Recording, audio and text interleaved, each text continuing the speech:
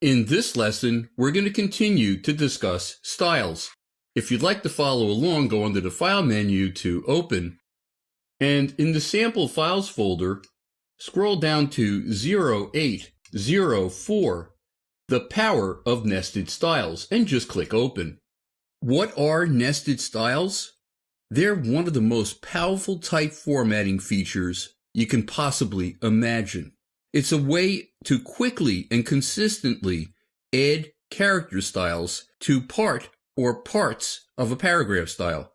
I have a couple of pre-existing paragraph styles and character styles set up that we could use to nest character styles into paragraph styles. Why don't we go to the paragraph styles panel, and we're going to start with copy with red lead, which has been applied to the text at the top of the page. To better see what's going on, why don't we go to our zoom tool and just click and drag across the width of the margins at the top of the page. To get to the options for this paragraph style, why don't we double click on the listing, and we're going to go down to the drop caps and nested styles section. We're going to start with drop caps. If you click the up arrow next to lines, as soon as you get to 2, you'll have a drop cap that drops 2 lines. I also have control over the number of characters. You can see as I'm clicking up, I'm getting more and more characters dropping. For what we're doing, we're going to leave the characters at 1. And now I'm going to apply a character style to the drop cap by clicking down on the character style pop-up and going to red bold caps. And you can see that now the drop cap is red and bold. Why don't we go back down to 0 for the number of characters and just go back down to none for character style and go to the next section, which is nested styles. I'm going to click new nested style, and we're going to set up a character style that is nested into the beginning of a paragraph. First, we have to tell the style what character style to nest. So I have to click down where it says none, and once again I'm going to choose red bold caps, and nothing happens. A lot of people, when they're first trying to set up nested styles, they find it a little confusing, but once you understand how it works, it's actually pretty easy. Nothing happens because I have to either click in the next field or entirely click off the listing to apply it. And it's doing exactly what it says it's doing in the listing. It's applying red bold caps through one word. And you can see the first word in each one of these paragraphs is now red and bold. But what if I didn't want it to be one word? Maybe I want it to be 2 words. Let me click on the number 1, and you can see it's actually a field. And I can type 2, and nothing happens until I click off of the listing. And now you can see the first 2 words are red and bold. But maybe really what I want is the first sentence in each paragraph. So what I'm going to do is make the number 2 1, because I want it to be one sentence. And where it says words, I'm going to click down on that, and you can see that it's actually a pop-up menu that gives me a lot of choices on where to end this nested character style. The first choice is sentences, but I also have characters, letters, digits, tab characters, forced line breaks. There's a lot of choices here to end this nested style. I'm going to choose sentences, and nothing will happen until I click off of the listing. And now you can see that the first sentence in each paragraph is red and bold and caps. Well, let's see what happened in the rest of them. Oh, what happened in this third paragraph? Well, there's actually only a period at the end of the paragraph. It's one long sentence. Let's see if we could fool the nested style. I'm going to click OK, and I'm going to put a period at the end of the first line to see what happens.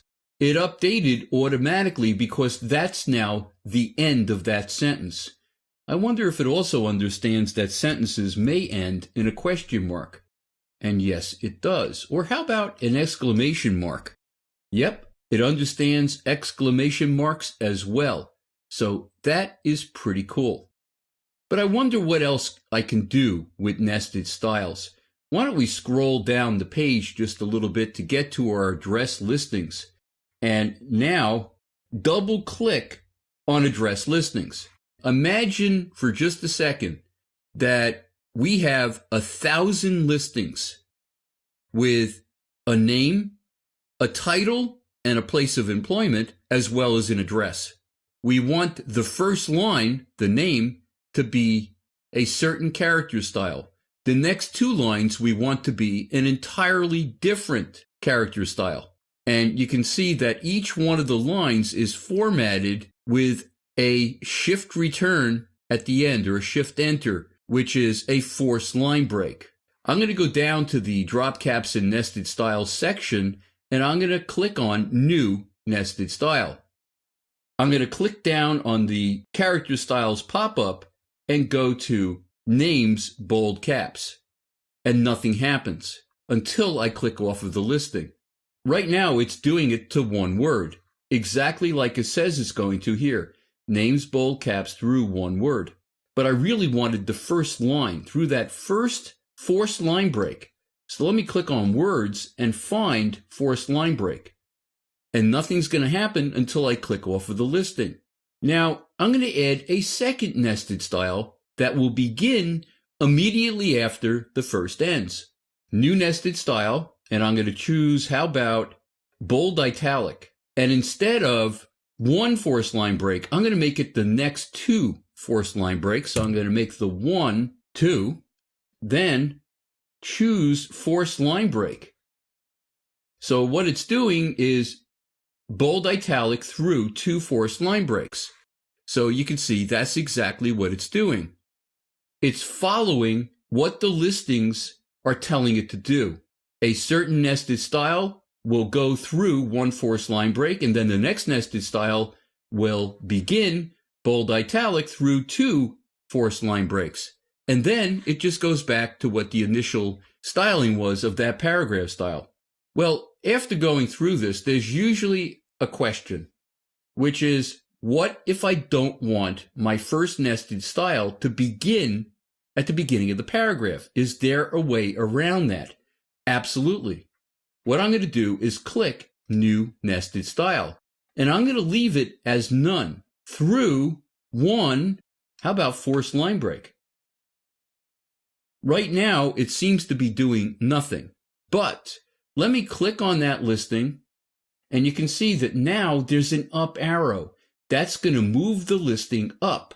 And if I click it again, it's going to move it up again.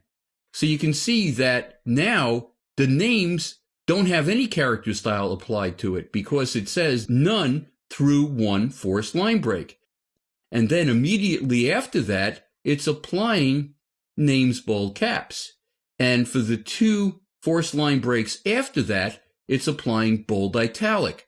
So you can really have total control of where your character styles are nested within a paragraph style. Once you set up a few nested styles, you're going to find that it becomes a lot easier. We're going to continue discussing nested styles in upcoming lessons.